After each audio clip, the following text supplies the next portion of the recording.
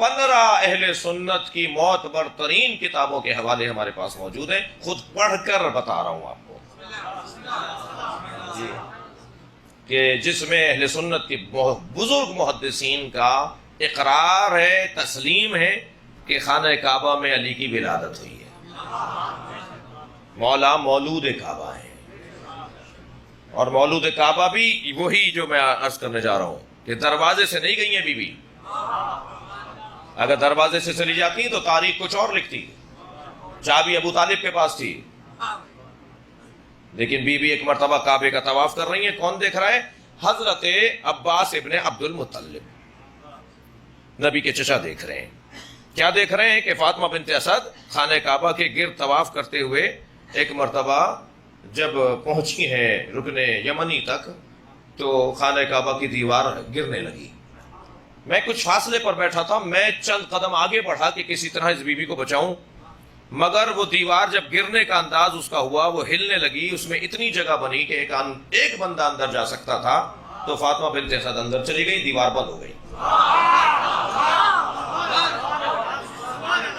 اب عباس ابن عبد المطلب پریشان ہیں، نگران ہیں کہ یہ کیا ماجرا ہے، دیوار جڑ گئی ہے۔ گئے ہیں گھر کی طرف، ابو طالب یہ ماجرا میں نے دیکھا ہے، یہ دن کا وقت ہے، 3 دن تک مجمع جمع ہوتا رہا، خبر پھیلتی رہی۔ مکے کے اطراف میں جتنے دیہات تھے، مکے سے جتنے وابستہ شہر تھے، سب چلو خانہ کعبہ کے اندر کوئی واقعہ ہو رہا ہے۔ میں ایک جملہ کہوں اہل علم کے لیے، عزیزان گرامی، اگر واقعہ یہیں تمام ہو گیا ہوتا، عباس ابن عبد المطلب ہی راوی ہوتے، تو شاید ایک طبقہ کہتا خبر واحد ہے، اور خبر واحد کا اعتبار نہیں ہے۔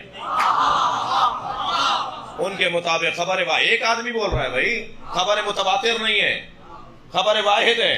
لیکن یہ خبر واحد کیسی ہے؟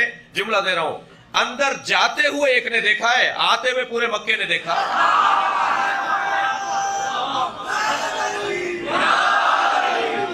سارا مکہ دیکھ رہا ہے بیوی کو باہر آتے ہوئے، غور فرمایا، سارا مکہ دیکھ رہا ہے۔ اور اب جیسے ہی باہر آئے ہیں، مگر اگر آپ تھکے نہیں ہیں تو ایک لمحہ آپ کی توجہ مجھے حوصلہ دے رہی ہے۔ حضرت ابو طالب 3 دن تک تالے کو کھولنے کی کوشش کرتے رہے۔ بھئی یہ سوال کرے گا نا بچہ کہ 3 دن تک تالا کیوں نہیں کھولا؟ چابی تو آپ کے پاس تھی، مگر عجیب بات ہے کہ یہ چابی اثر نہیں کر رہی، چابی اثر نہیں کر رہی۔ تو ایک مرحلہ ایسا بھی آیا کہ نبی برابر میں کھڑے ہیں اور حضرت ابو طالب تالے کو کھول رہے ہیں اور تالا کھول رہے ہیں۔ بھائی روزانہ کھولتے تھے، اکثر کھولتے تھے، اب نہیں کھول رہی۔ اسی کو کہتے ہیں نا قدر پروردگار۔ یہی کیسے ہوگا، کیا ہوگا کہ نبی برابر میں کھڑے ہیں، مشرکین مکہ میں سے مجمع پیچھے لگا ہوا ہے، سارے لوگ دیکھ رہے ہیں، اب کھولا دروازہ، جب کھولا دروازہ کہ ایک مرتبہ ایک مشرک کی، ایک مکے کے رہنے والے کی آواز آئی، اے ابو طالب تالا توڑ دیجئے۔ رائے تو ہے یہ، برابر سے نبی کی آواز آئی، چچا تالا وہ توڑتے ہیں جن کا کردار اچھا نہ ہو۔ بھائی اچھا نبی تو جانتے ہیں نا کہ ماجرا کیا ہے، کہ ایک مرتبہ 3 دن کے بعد وہی دیوار دوبارہ ہلی۔ بھائی کمال تو یہ ہے نا، اگر پہلی مرتبہ ہلتی تو کہتے حادثہ ہوا تھا، یہ حادثہ نہیں ہوا، منصوبہ ہوا ہے۔ بھائی غور کریں جملوں کے اوپر، اللہ کا کوئی کام حادثتاً نہیں ہوتا، منصوبتاً ہوتے ہیں۔ صلوات پڑھیں محمد و آل محمد۔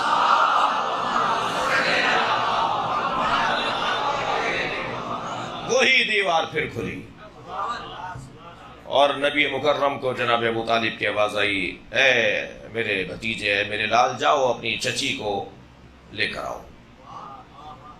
سب سے پہلے قدم خانہ کعبہ میں نبی نے رکھا۔ ابھی اعلان نبوت نہیں ہوا ہے بھائی، ابھی اعلان نبوت نہیں ہوا ہے، اعلان نبوت اور ہے، نبوت اور ہے۔ یہ اس وقت کے انسانوں کی نااہلی تھی جو 40 سال کے بعد اعلان کر رہے ہیں۔ میں یہ جملہ ایک اور جگہ کہہ چکا ہوں یا تکرار کر رہا ہوں، ہمارے نبی 40 سال کے بعد نبی نہیں ہوئے، تمہیں آنے میں 40 سال دیر لگی ہے۔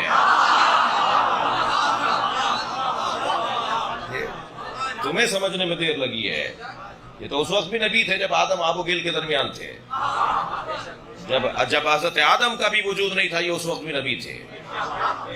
سرکار اندر گئے ہیں تو آگے بڑھ کر جناب فاطمہ بنت اسد نے فرمایا اے میرے لال اپنے بھائی کو گود میں لو۔ ایک حسین جمیل دو حسنوں ہوئی کا تو قصہ ہے بھائی، ایک حسن محمد ایک حسن علی، ایک سکے کا یہ رخ ایک سکے کا وہ رخ، ایک نور کے دو ٹکڑے جی، ایک کا جمال چچا کو اور دادا کو کہلوا رہا ہے کہ نام محمد رکھو، ایک کا حسن کہلوا رہا ہے اس کا نام علی رکھو۔ آگے بڑھ کے گود میں لیا، فرمایا اے میرے محمد، اے میرے لال، اس بھائی نے تمہارے بھائی نے 3 دن سے کچھ کھایا نہیں ہے، آنکھیں نہیں کھولی ہیں، رویا نہیں ہے۔ میرے مولا نبی نے جیسے ہی گود میں لیا، اب آپ کی ولائی سماتے ہیں تو ایک جملہ اور کہہ دیتا ہوں، جب سننے والے اچھے ہوں نا تو پھر پڑھنے کو بھی دل کرتا ہے۔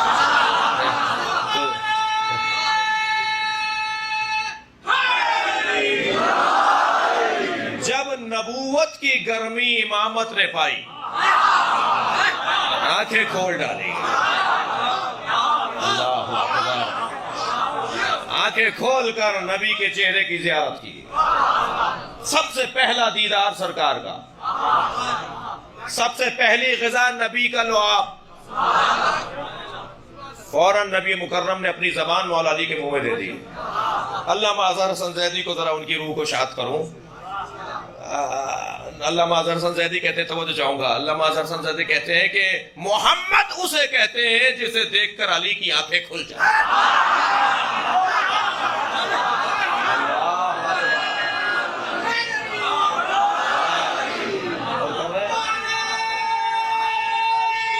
ہو جائے ایک اور جملہ سن لیجئے علامہ اظہر حسن زیدی کا، فرماتے ہیں علی اسے کہتے ہیں جسے محمد نے زبان دے دی۔ صلوات پڑھیں محمد و آل محمد۔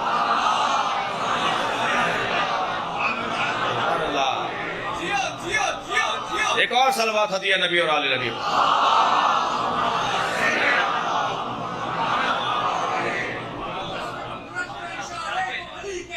سبحان اللہ۔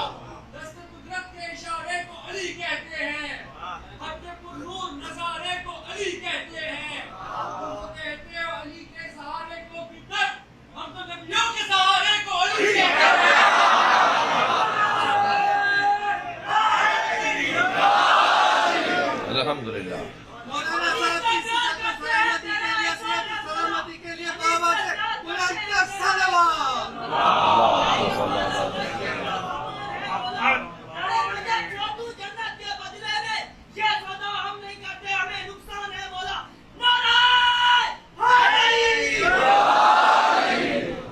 بھائی ابھی تو میں نے ولادت کا حال شروع کیا ہے۔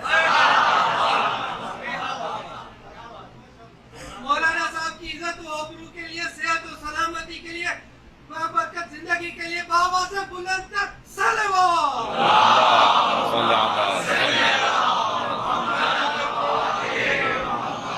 غور فرما رہے ہیں آپ حضرات؟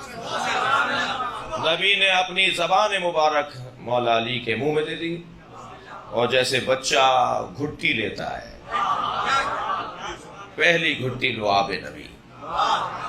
ساری زندگی مولا علی نے اس پہ فخر کیا ہے، ساری زندگی فخر کیا ہے، بارہا دہرایا ہے، بارہا اپنی زبان پہ دہرایا ہے، مجھے نبی کے لعاب سے گھٹی ملی ہے، میری دنیا میں پہلی غذا لعاب نبی ہے۔ اللہ اکبر۔ اور فرمایا آپ نے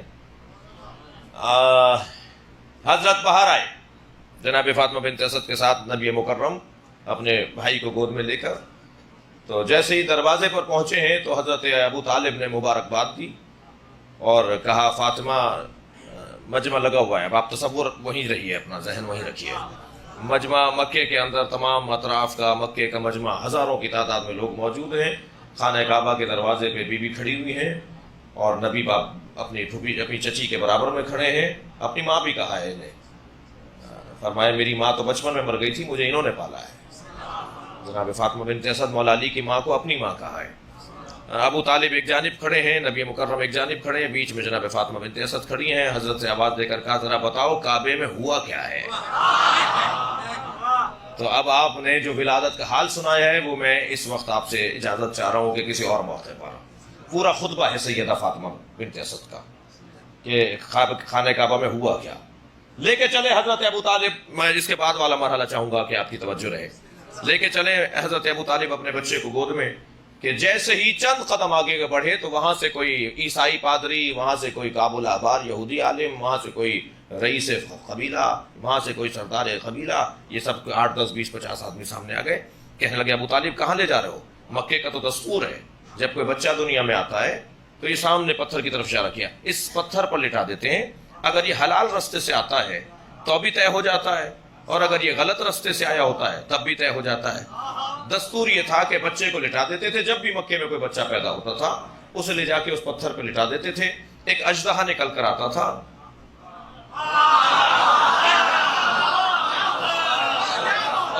اور وہ اس بچے کو سونگھتا تھا. اگر بچے کو تکلیف پہنچا کر جاتا تھا تو لوگ ماں باپ کی مذمت کرتے تھے، اور بچے کو اگر وہ تکلیف دیے بغیر چلا جاتا تھا تو لوگ ماں باپ کی تعریف کرتے تھے. حضرت، اب جملہ آپ کی سماعت کے حوالے کر رہا ہوں، حضرت ابو طالب کو کیا اس طرح کے نہ لٹائیں؟ جا کے لٹا دیا حضرت ابو طالب نے اس پتھر پر. اب وہ اژدہا چل کر آیا، توجہ چاہوں گا، وہ اژدہا چل کر آیا، جیسے ہی اس نے مولا پر پھن پھیلایا، میرے مولا نے ننھا سے ہاتھ اٹھا کر اس کے ایک منہ کی ایک جانب پکڑا، اس کا گال پکڑا، دوسرا ہاتھ بلند کیا، اس کا دوسرا گال پکڑا اور اسے پھاڑ ڈالا.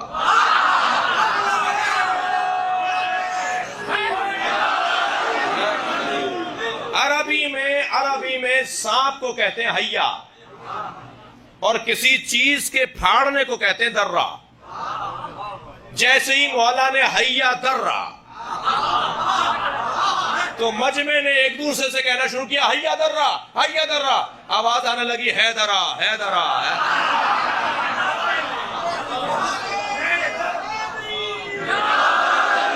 حیدر کہتے ہی اسے ہیں جس نے حیا کو درہ، جس نے سانپ کو پھاڑ ڈالا. بھائی میں ایسے تو آپ کو جانے نہیں دوں گا. آج آگے بڑھ کر بڑی پیار سے آنکھوں میں آنسو بھر کے اشک شوق حضرت ابو طالب نے اپنے بچے کو اٹھایا. سانپ پڑا ایک اژدہا بہت بڑا جسے پھاڑ ڈالا علی نے گہوارے میں. اشک شوق آنکھوں میں بھر کے ابو طالب نے سینے سے لگایا، رخساروں کا بوسہ لیا، لبوں کا بوسہ لیا. ابو طالب نے اپنے بچے علی کے پیشانی کا بوسہ لیا. چل کے جانے لگے. پھر وہی لوگ نکل کے سامنے آ گئے. کہاں جا رہے ہو؟ حضرت ابو طالب نے کہا تم نے کہا تھا لٹا دو، میں نے لٹا دیا. کہا اس نے پیمانہ توڑ دیا. بھائی میری آج کے بیان کا حاصل مطلب ہے اس نے کسوٹی توڑ دی. آج کے بعد کیسے طے کریں گے کون حلالی ہے؟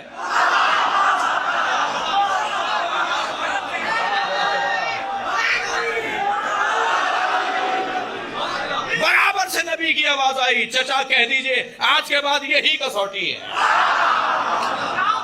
جس کے دل میں علی کی محبت ہوگی وہ حلالی ہے.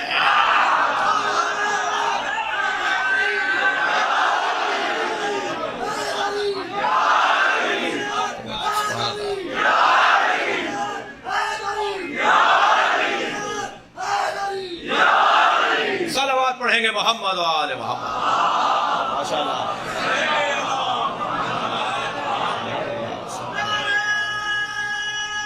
ماشاءاللہ ماشاءاللہ.